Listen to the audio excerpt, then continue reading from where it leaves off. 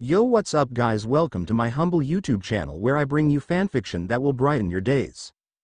Before we start, a subscribe is greatly appreciated, and don't forget to leave a like and ring the bell icon so you won't miss exciting new fanfiction stories. Oshi no Ko X Tensura by StaciaPLE Chapter 5 Inherited Will. After the filming had ended, the expected film sales were predicted to have considerably risen. This was all thanks to two key actors. Both I and Rimuru performed spectacularly. Although I had more screen time, Rimuru's extreme performance was just as big a factor. The director, Taishi Gitanda, won the award as Director of the Year after the release of the film.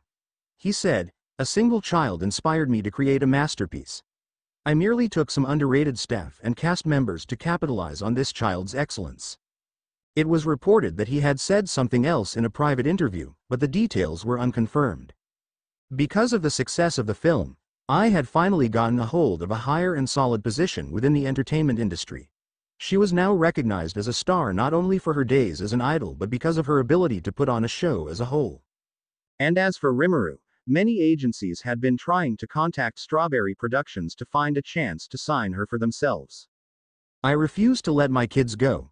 Besides, she already has an agency she's contracted to. Miyako was nervously answering a mass of reporters and scouters after being forced to attend a press conference regarding Rimuru. The impact of Rimuru's supreme acting on camera had reached throughout Japan. The film itself has gone on to become one of the best-selling films of all time under a budget of 3 million yen. Excuse me, but how are you going to proceed with her career after finding out her potential in the industry? Questions like these are what make press conferences exciting to the ones who watch them. Miyako looked hesitant to answer. The aftermath of this film caused a much larger exposure of Strawberry Productions to the entire industry. But of course, Miyako was only here because she was playing the role of Rimuru's mother. Ichigo was playing the role of the father while being the president of the agency at the same time. Questions like these are his forte. I think I will let my child decide for herself. You might say that it's harsh to make a kid decide something so big, but I think it's worse to make the decisions for them. It's their future. Ichigo handled the question with a clear but somewhat unfinished answer. The reporter was seemingly satisfied, though. That said, the questions have yet to stop. Excuse me, a reporter raised his hands. My question is, how on earth does your child have such an extreme talent for acting? Ichigo grinned. That's because my child has someone she looks up to. An idol from our agency and our current star. Only the brightest stars can inspire another. And so was the flow of the press conference. Strawberry Productions had a lot of work to be done. The flow of time has been a great mystery for as long as human civilization has existed. No one has ever discovered a way to manipulate it. But that is not to say that nobody has ever tried. Geniuses born all over the world from century to century have tried to mess with time to no avail. Some have very distinct goals, while others do it purely to prove it can be tampered with. No one has ever succeeded. Or at least that's what the world had thought. Wake up! Ruby screamed as I screamed right back at her. I'm up, geez, don't wake me up like that. Ruby wakes me up so violently I wish I'd die. Thanks to her, I have a severe headache. Ruby has been too attached to me these days. Ever since the film was released, Ruby held onto me like a parasite. Can you let me change in peace? Like, leave the room? No, this is our room. Why would you kick me out? I figured. This has gone on for a week. I'm relatively used to this by now. It's adorable how clingy Ruby is like this, but if it persists even when we get older, I'm gonna be worried. After changing, I called out to who was looking for something. Ruby, let's go. Your shoes are downstairs by the laundry. Huh? How did you know I was looking for my shoes?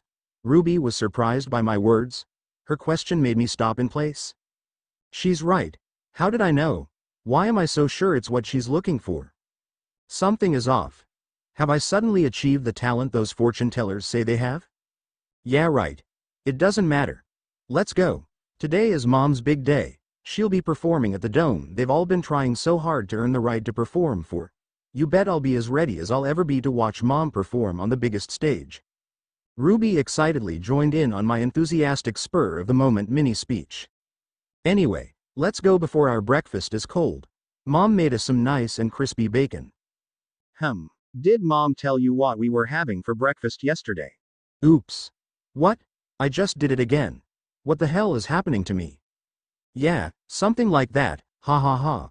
I merely played it off, but I could tell that this wasn't a coincidence anymore. I have an incredibly bad feeling all of a sudden. The headache I have is getting worse too.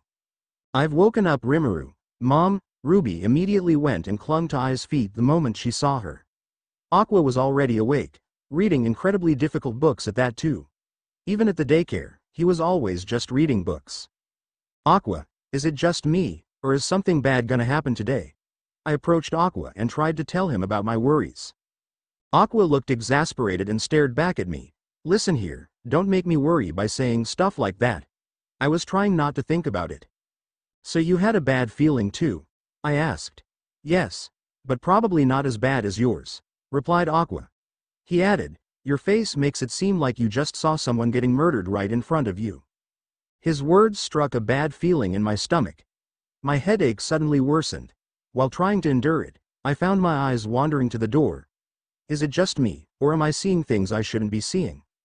At this moment, the doorbell rang. Suddenly, rage, fear, and sadness welled up in my heart. What is this feeling? Is there something wrong with me? I'll go get it, you three stay here. No, absolutely not, don't open the door. I screamed. I don't know why, but I feel like I should. Mom. Listen to me, someone bad is behind that door. My panicked state was more than enough to alert Ai, but she approached me to calm me down. What made you think that? You seem so scared, you're shaking so much. I don't know, but something's giving me the heebie-jeebies. Don't open the door if it's someone we don't know, please. The emotion I feel right now is a fiery rage instead of the fear I felt earlier when I was approaching the door. Now that she's here next to me, I feel a deep anger toward the person behind the door currently. The doorbell rang again. This time, it rang twice. I was now alert. Rimuru never screamed like this before. Let me call the police to be sure.